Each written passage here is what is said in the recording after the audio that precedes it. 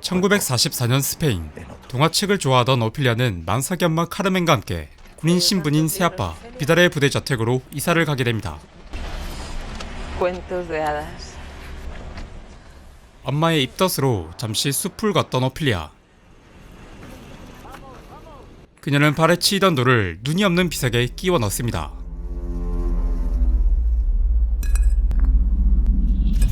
그러자 곤충 한 마리가 나오고 곤충은 마치 사람처럼 그녀가 가는 것을 지켜봅니다. 새아빠가 주둔하고 있는 부대에 도착한 오피리아. 비달은 반갑게 모녀를 환영하지만 오피리아는 그런 그를 무서워하고 있습니다. 그날 밤 총을 쏘았다는 이유만으로 한 아버지와 아들이 잡혀옵니다. 이들은 토끼를 사냥하기 위해 총을 쐈다고 주장하지만 아버지의 가방에서 나온 건 파시스트 정부를 인정하지 않는 반군 선전물이었죠. 정복은 소속이었던 비달은 아무런 거리낌 없이 이들을 처리합니다. 한편 자고 있던 오피리아는 낯선 인기척에 잠을 깨는데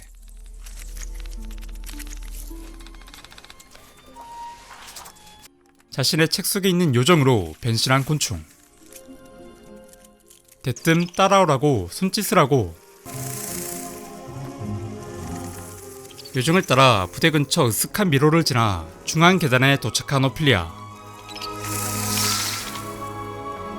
계단을 타고 내려가자 고대 그리스 신화의 정령 판이 그녀를 맞이합니다. 판을 만난 오피리아는 자신이 지하왕국의 모안나 공주라는 얘기를 듣게 됩니다.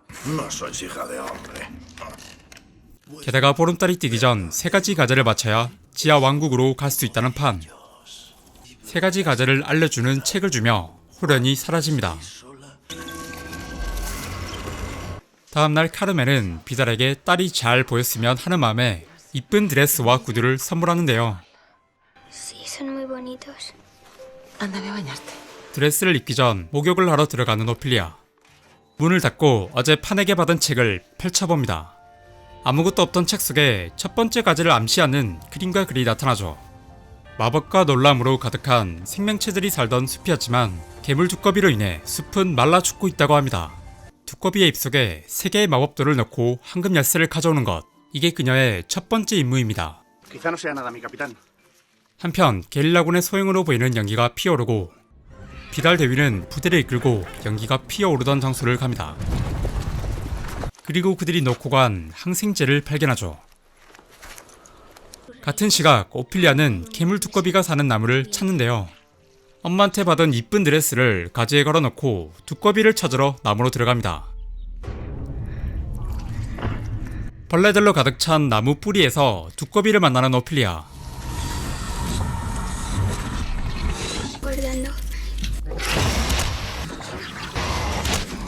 두꺼비가 벌레를 좋아하는 것을 눈치채고 벌레를 이용해 마법돌을 6개 입속에 넣는데 성공합니다. 마법돌을 삼킨 두꺼비는 이내 내장을 토하면서 죽게 되고 그녀는 마법의 열쇠를 얻게 됩니다. 날이 어두워져서야 나오게 되는데 그녀가 걸어놨던 드레스는 진흙투성이가 된 채 바닥에 나뒹굴고 있었죠. 집으로 돌아온 오피리아는 드레스를 더럽힌 잘못으로 엄마한테 꾸중을 듣지만 과제를 완수했다는 생각에 기분은 좋습니다. 황금 열쇠를 가지고 판을 만나러 가는 오피리아. 판은 오피리아 그녀가 첫 번째 과제를 완수하자 무척이나 기뻐합니다. 그리고 분필을 주며 열쇠와 함께 두 번째 과제에 필요할 것이라고 말해줍니다. 아무리 봐도 판은 소름 끼치게 생겼네요. 다음날 아침 두 번째 과제를 보기 위해 책을 펼치자 종이가 피로 물들며 엄마의 비명소리가 들리고 그녀의 엄마 카르멘이 피를 흘리며 고통스러워하고 있습니다. 페레이로 박사는 그녀의 몸 상태가 좋지 않으며 안정이 필요하다고 말하죠. 불안에 떨고 있는 오피리아를 위로해주는 메르세데스. 딸처럼 예쁜 그녀가 힘들어하는 모습이 안쓰러워 보였나 봅니다. 자장가로 그녀를 재우고 메르세데스는 페레이로 박사와 부대 밖을 나서는데요. 머지않아 숲풀 사이에서 게릴라군의 수장이자 남동생인 페드로가 나타납니다.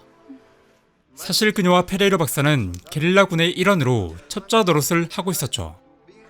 한편 엄마에 대한 걱정으로 두 번째 과제를 수행하지 못하자 판이 나타납니다. 맨드레이크 뿌리를 주며 엄마의 병세가 호전될 방법을 말해주죠. Vuestra madre se fresca per 2 gotas de sangre. 뿐만 아니라 요정이들은 가방과 모래시계를 주며 화려한 진수성찬을 보게 되더라도 먹지 말라는 이야기를 하고 목숨을 잃을 수도 있다는 당부를 하며 사라집니다. 판이 가고 난 뒤 두 번째 과제를 보게 되는 오피리아. 분필을 사용해 물을 만들고 모래시계가 끝나기 전까지 괴물이 있는 방에서 칼을 가져오는 것. 이게 그녀의 두 번째 과제입니다. 화려한 진수성찬을 앞에 두고 잠든 채 있는 괴물.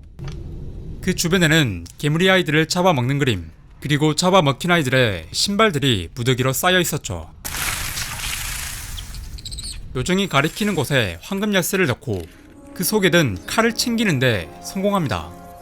무사히 과제를 완수하는 듯 했지만 배가 몹시 고팠던 오피리아는 그만 판의 경고를 무시하고 식탁 위의 포도를 먹고 맙니다.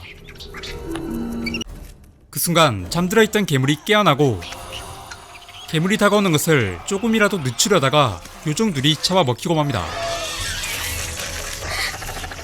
급하게 탈출하는 오피리아. 하지만 모래시계가 끝나면서 문은 닫힙니다. 조금 있으면 그녀의 목숨이 위태로워지는 순간 오피리아는 천장에다가 새로 문을 만들며 간신히 탈출합니다. 다음날 판이 알려준 대로 우유가 담긴 그릇에 맨드레이크를 넣고 엄마의 침대 밑에 가져다 놓습니다. 자신의 피 2방울을 넣는 사이 비달과 페레이로 박사가 들어옵니다. 신기하게도 엄마의 병세가 많이 좋아졌다고 합니다. 그때 어디선가 폭발음이 들리고 비달은 사건의 현장에 가보지만 No han abierto un solo vagón, capitán. Dios solo sabe qué andaban buscando. 머지않아 이것이 게릴라군의 함정이었다는 것을 알게 됩니다. 부대로 돌아온 비달은 자신의 창고가 털렸다는 것을 알게 되고 언덕으로 도망치는 게릴라군을 끝까지 추격합니다.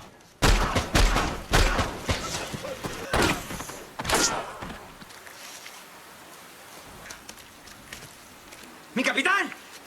¡Aquí hay uno vivo! 게릴라군을 소탕하고 생존자 한 명을 창고로 데려옵니다. 오피리아를 찾아온 판. Cosas no han salido del todo bien. 그녀 때문에 요정 둘이 죽었다는 얘기를 들은 판은 이를 그르쳤다며 그녀에게 저주를 퍼붓고 Con ellos moriréis como ellos. 다시는 만날 수 없다며 사라집니다. 다음날 이른 아침 비달의 호출로 페레이로 박사는 창고로 오게 됩니다. Dios mío, ¿qué le han hecho? No mucho. 박사의 가방을 보던 비달은 항생제 하나를 챙기고 창고를 나갑니다. 갖은 고문으로 인해 첩자가 있다는 것을 말해버린 그는 자신을 죽여달라고 하죠. 페레이로 박사는 다량의 진정제를 주입하며 안락사시켜줍니다. Ya casi acaba todo. 게릴라 군에게서 얻은 항생제와 박사의 항생제를 비교하는 비달. 그가 첩자라는 것을 알게 된 순간 오피리아가 쟁반을 떨어뜨립니다. 침대 밑을 살피던 비달은 맨드레이크를 보게 되고 Mira lo que tenía debajo de tu cama. 오피리아는 판이 알려준 대로 했을 뿐이라고 하지만 엄마 카르멘은 동화 속 이야기와 현실은 다르다고 합니다. 난로에 던져지는 맨드레이크. 그 순간 울부짖는 맨드레이크와 함께 엄마가 쓰러집니다. ¿Por qué lo hizo? Obedecer por obedecer. Eso solo lo hacen gentes como usted. 자신의 소신을 말하고 창고를 나가는 길을 총으로 쏘아 죽입니다. 급한 대로 군의관이 와서 집도하지만 아들을 출산하고 카르멘은 죽고 맙니다. 메르세데스는 비달이 자신을 의심하는 것을 눈치채고 오피리아에게 작별 인사를 하려고 합니다. Dame contigo. No, no, no puedo. Dame contigo. 결국 비오는 날 둘은 야반 도주를 하지만 He oído algo. 비달은 이 모든 것을 알고 있었습니다. 다음날 메르세데스를 결박하고 고문을 하려고 하는 비달. 메르세데스는 몰래 지니고 있던 단도로 결박을 풀고 그를 수차례 찌릅니다. 게다가 그를 조커로 만들어 버리는데 급히 창고를 나와 숲으로 도주하는 메르세데스. 하지만 비달의 명을 받은 병사들이 그녀를 추격하고 얼마 못 가 포위되고 맙니다. 그때 게릴라군의 급습이 시작되고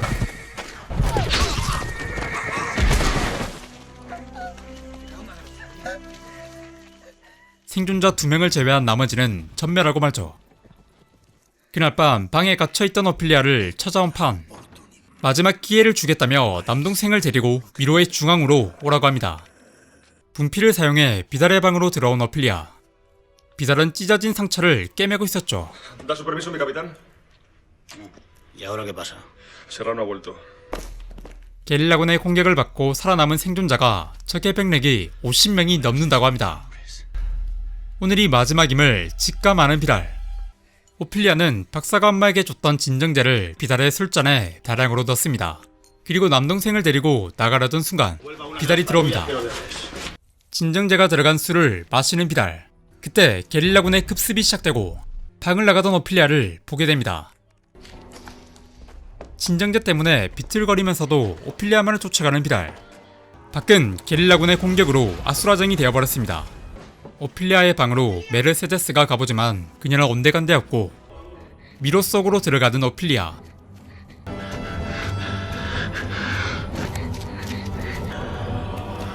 막다른 궁지에 다다르자 저절로 벽이 갈라지며 판을 만나게 되는 오피리아. Alteza. 단검으로 동생을 찔러야만 지하 세계로 가는 문이 열린다고 합니다. Es la prueba. 그녀가 거부하자 돌변합니다. Prometisteis obedecerme sin chistar. Uno por él por quien habéis ignorada. 사라지는 판. 동시에 비달이 나타나 오피리아에게서 아이를 빼앗고 그녀를 총으로 쏘고 맙니다. 미로를 나오는 비달. 그를 기다리고 있던 건 수많은 게릴라 군이었고 메르세데스에게 아들을 주며 자신이 죽은 시간을 전해달라는 비달. Decidle a mi hijo. Ni siquiera sabrá tu nombre. 결국 페드로에게 비달은 최후를 맞이합니다. 뒤늦게 오피리아를 발견하지만 그녀의 숨은 꺼져가고 있었고 그녀의 손에서 흐르는 피가 가운데 있는 비석을 적십니다. 자장가를 불러주는 메르세데스. 갑자기 주변이 밝아지며 화려한 지하왕국이 오피리아의 눈앞에 펼쳐집니다. 남을 희생하지 않고 자기 자신의 피를 흘리는 것. 그게 진정한 마지막 가지였다고 합니다. Y sentaos junto a vuestro padre. 지하 왕국으로 돌아간 오피리아가 왕국을 평화롭게 다스리니 온 백성이 그녀를 사랑했다는 내레이션이 나오며 영화는 끝이 납니다. 판의 미로는 2006년에 개봉한 델토로 감독의 판타지 영화입니다. 동화적 요소가 들어간 어두운 판타지와 파시스트 치하의 비극적인 전쟁이라는 서로 거리가 먼 두 장르를 완벽히 조화시킨 스토리와 배우들의 뛰어난 연기가 더해져 저 또한 감명 깊게 봤던 영화 중 하나입니다. 이 작품을 보고 과연 오피리아가 보았던 그 모든 것이 혼자만의 환상이었는지 아니면 실제 일어난 일이었는지 의견이 분분한데요. 분피를 통해 비달의 방으로 건너가는 장면, 벤드레이크로 인한 어머니의 상태 변화, 그리고 벽이 갈라져 비달을 따돌리는 장면 등으로 인해서 말이죠. 이에 대해 델토로 감독은 철학자 키에르 케고르가 남긴 폭군이 죽으면 그의 지배는 끝나지만 순교자가 죽으면 그의 지배가 시작된다 라는 문장을 떠올리며 이렇게 말합니다. 어떻게 죽느냐 선택함으로써 영원히 산다는 것, 그것이 영화의 핵심이다 라고 말이죠. 오피리아가 냉혹한 시를 벗어나 지하 왕국에선 부디 행복하게 잘 지냈으면 합니다. 그럼 저는 더 나은 영상으로 조만간 찾아뵙겠습니다. 영상이 마음에 드셨다면 구독과 좋아요, 알림 설정 꼭 부탁드립니다. 감사합니다.